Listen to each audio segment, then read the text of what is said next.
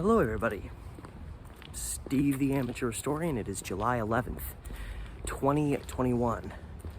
So you know what that means. A new day, a new story from yours truly. But before we get to that, remember as always to like, share, subscribe. Hit up my Patreon if you haven't done that yet. Even if it's only $1, I will love you forever.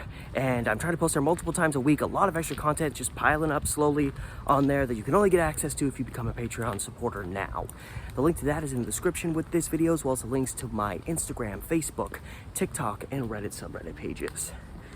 And all that said, today's video is going to be very Portland centric in terms of comparing what I discovered in a newspaper here from 1911, 110 years ago, to how things are today, and just how different things are. Because I saw this little article and it wasn't really all that intriguing by itself, but it immediately made me just start thinking about what has happened in the Portland area over the last 7-8 years or so.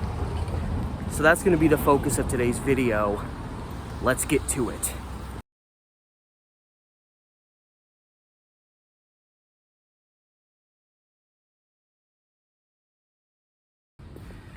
Now, obviously, before getting into today's story and discussing land and financial figures, obviously, this is a little article I found from 1911.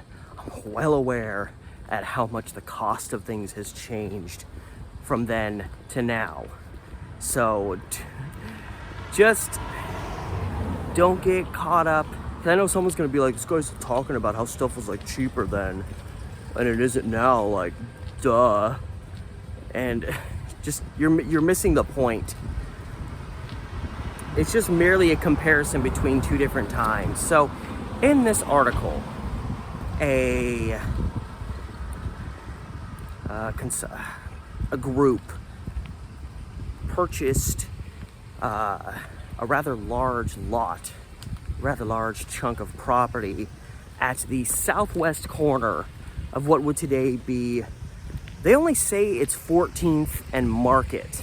So it was either southwest 14th and Market or southeast 14th and Market, where they planned on building a 3-story brick apartment complex. I say that specifically because I'm gonna check both those locations, because with it being 1911 and knowing how many older apartment buildings are still around, they don't get demolished as frequently as houses do around here. There's still a very strong possibility that whatever building this was may still exist. And the fact that they gave specifically what corner of the intersection was bought for this, I'll be able to check both. I'm guessing it was probably southwest 14th and Market, because even by 1911, the east side was not as developed as it is now. Now it's like super developed. And so it's just a, what was that? Oh, yeah. I wish I could just vlog without some weirdo walking up to me and saying something weird at me. I don't know, the guy said something like, God bless America. And I'm like, don't breathe on me. Tell you what, since I've started vlogging in downtown again, my tolerance level for just random weirdos walking up to you and hassling you my tolerance has dropped steadily, probably because I've been dealing with it so much the past few weeks. But anyway, so odds are it was the southwest corner of southwest 14th and Market.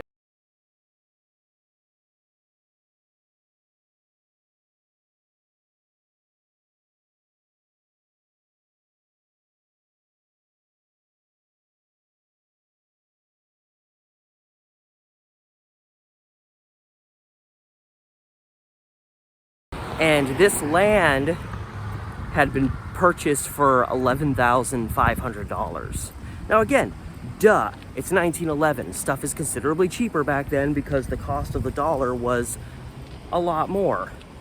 And obviously with a vast increase in inflation over the past several decades, that difference is even more, or grew even more. So I get that, but it was just so interesting to see that in a, Portland centric, and then thinking about how things are now, and the fact that to buy that same block today would be so substantially more expensive. That being said, so many plots of land, if we even still refer to them as plots, are being bought to build a bunch of, apartments, lofts and all that stuff.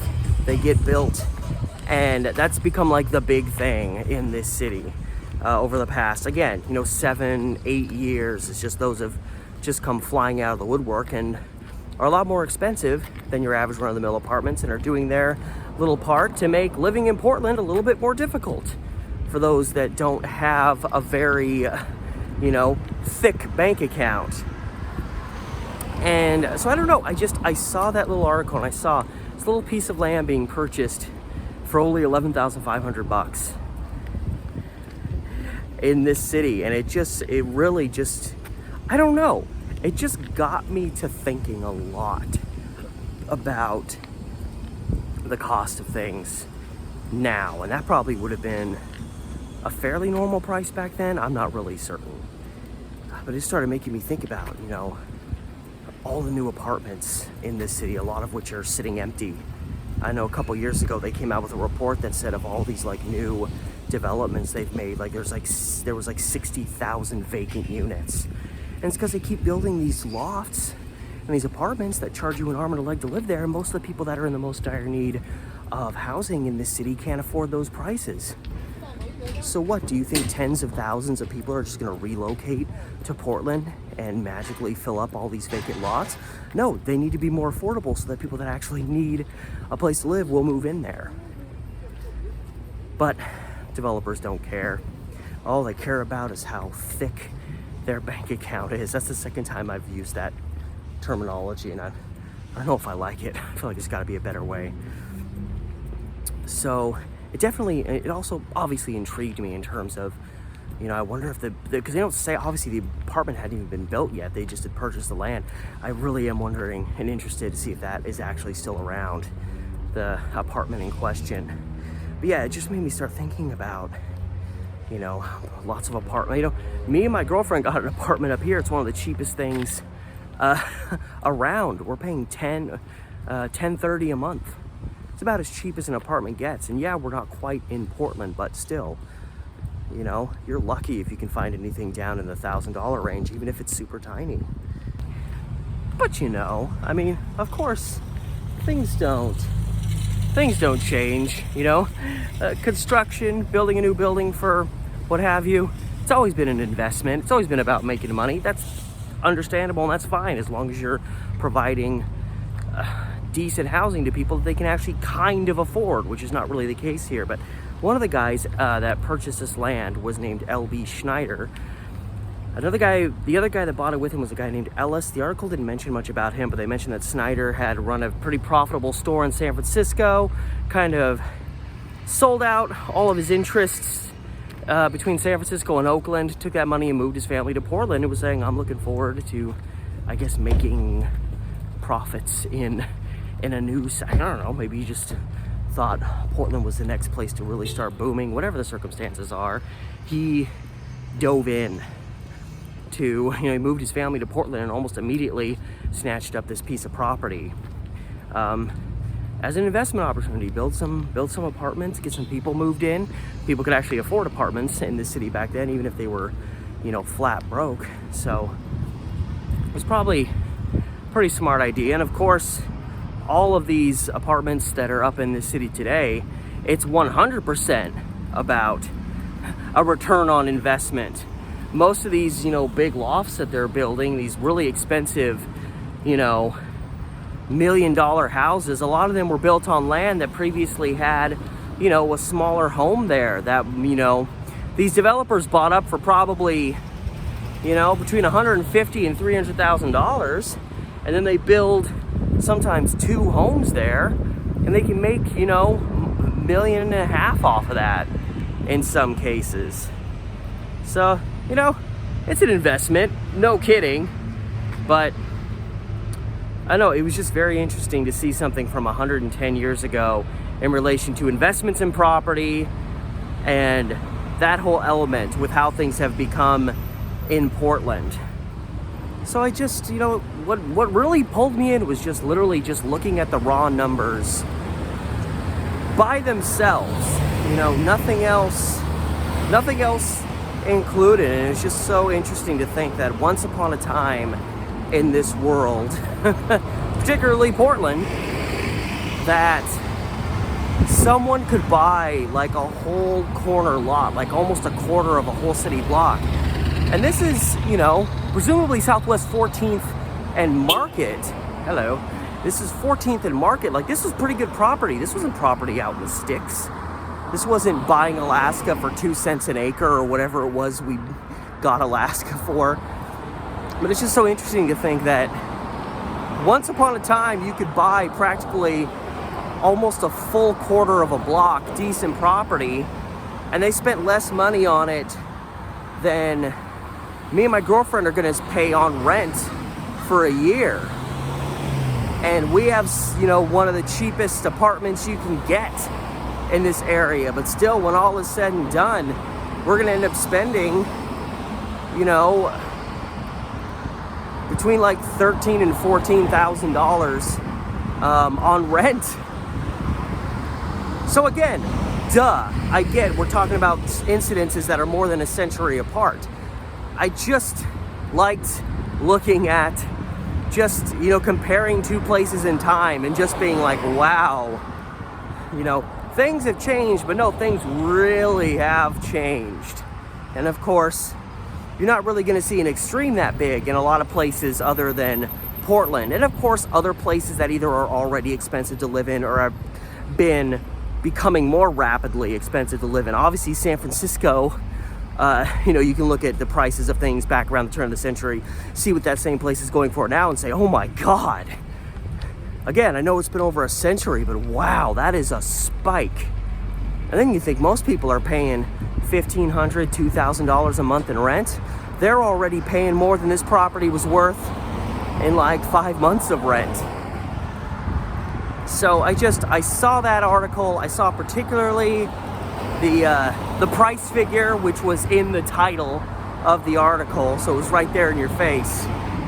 And I just looked at that and thought, wow, this was Portland once upon a time. So not what Portland is now. On that same note, as I look to the past, take a glance at the present, but also look to the future, there's been a lot of whisperings the past like year and a half or so that this whole, this whole like big desire to really make Portland blow up. We got to put up all these new this and that. Portland's becoming the city to go to. That's kind of softening. I know people can have any opinions they want about that. I'm sure a lot of people are going to be like, it's because of all the violence and the protesters, rioters. Trust me, I started hearing about this long before that started happening. And one of the things about Portland is it's almost landlocked. It's got Gresham to the east, Happy Valley, Milwaukee, Lake Oswego to the south, Beaverton to the west. The only places it can really expand are like this little gap between Gresham and Happy Valley, and then kind of up above Beaverton to the other side of Forest Park. Portland isn't a city that's going to continue to expand. Now, the Portland metropolitan area obviously can continue to expand. That's a whole other thing. But the city of Portland itself is very landlocked. So, there's only so many. You can't just, there's not just an invincible level of land out there for people to go find. There's only so many properties you can buy up and try to sell and make a profit on in Portland. So that, I feel, is softening, which I think is good for us. If that does happen, hopefully it will have positive effects on the outrageous rents that people are expected to pay in this city. But that in and of itself, that's kind of another thing, is the, obviously, there's been major, COVID has affected everything, changed everything. And I'm sure that probably played a small role in slowing down development here, but I don't think it was a defining role. But You know, I've heard people talk, you know, now that we're kind of hopefully getting to the back end of this whole pandemic situation, people decide not to act like complete and total idiots. And, you know, so now all of a sudden all this protection for people who literally couldn't pay their rents because businesses were closing down left and right, and now they're left in many instances with no protection. They're just like, okay, well, your protection's done, so pay me the last, you know, 6 months rent, 10 months rent, 12 months rent. Give me all that money now. Who's just got $10, $15, $20,000 sitting around to pay rent all at once? Especially after pretty much being out of work for a year. So, you know, that's obviously a major issue, is, you know, all these people that are potentially going to lose their homes, even if they were just renting out little apartments because they just couldn't cover it during a pandemic. So I've heard people discussing in terms of the cost of apartments here, the cost of living and all that, that it may very well be a lot of these places, especially places that have a lot of vacant units. Now, I'm no expert on this, so I'm not saying this is going to happen. I'm just saying this is what I've heard others say.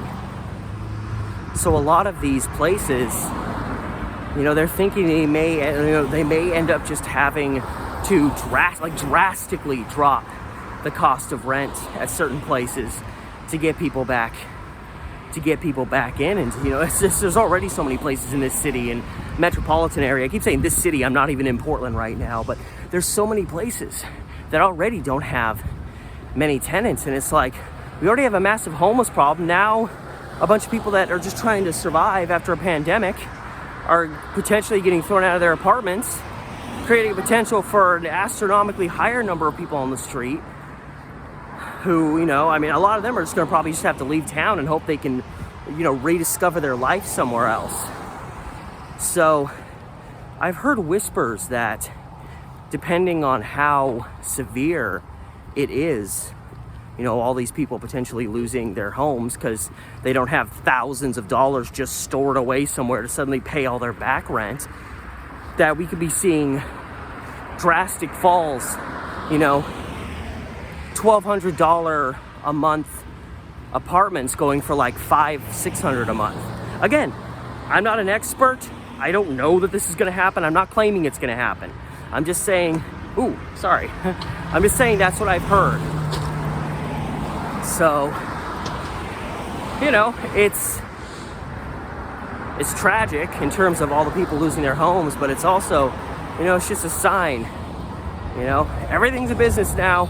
Apartments are, you know, money makers like everything else, and the cost of living in some of these places fluctuates a lot depending on the circumstances.